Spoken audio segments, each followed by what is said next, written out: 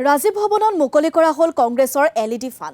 সময় পৰিৱৰ্তনৰ মাটি বচাওক জাতি বচাওক শীৰ্ষক শ্লোগানেৰে মুকলি কৰিলে 10খনকৈ ফান। APCCৰ সভাপতি গৌৰৱ গগৈ মুকলি কৰিলে ভান কেইখন। অসমৰ প্ৰতিটো সমষ্টিলৈ গৈ প্ৰচাৰ চলাব এই ভানসমূহৰ জৰিয়তে। ৰাজীৱ ভৱনত উপস্থিত তত্ত্বাৱধায়ক জিতেন্দ্ৰ সিং, উপস্থিত প্ৰাক্তন সভাপতি ভূপেন বৰা, সাংসদ ৰকিবুল হুছেইন প্ৰমুখ্যে কংগ্ৰেছ নেতৃত্ব। ৰাজীৱ ভৱনৰ পৰা জুবিন ক্ষেত্ৰলৈ যাত্ৰা কংগ্ৰেছ নেতৃত্বৰ।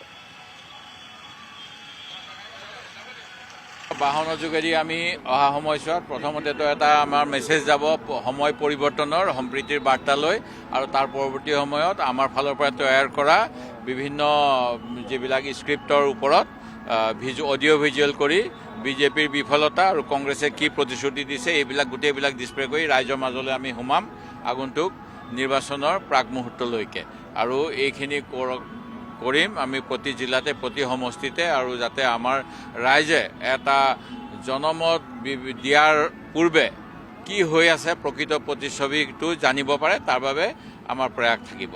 মানুহৰ টকাৰে নিজৰ ফটো লগাই যি প্ৰচাৰ কৰিছে তাৰ পৰিৱৰ্তে আমি তেখেতৰ অত্যাচাৰী শাসন অন্ত পেলাবলৈ কংগ্ৰেছে ৰাইজৰ ওচৰলৈ গৈছোঁ। আজি ৰাইজৰ সঁহাৰি পাইছোঁ।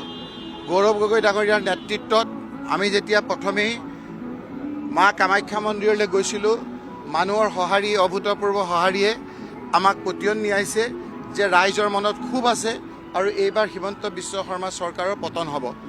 আজি গণতান্ত্ৰিক এটা প্ৰক্ৰিয়া যে সকলোৱে নিজৰ কথাখিনি প্ৰচাৰ কৰিব পাৰে, কিন্তু আমাৰ প্ৰচাৰত হিমন্ত বিশ্ব শৰ্মা চৰকাৰে ইমানেই আপোনাৰ ভয় খাইছে যে তেখেতে চৰকাৰৰ দুখীয়া মানুহৰ কৰৰ পইচাৰে তেখেতৰ ফটো লগাই গোটেই অসমতে গোটেইখন এনেধৰণৰ এটা পৰিৱেশ কৰিছে যে বিৰোধী পক্ষই যাতে কোনো ধৰণৰ প্ৰচাৰ চলাব নোৱাৰে।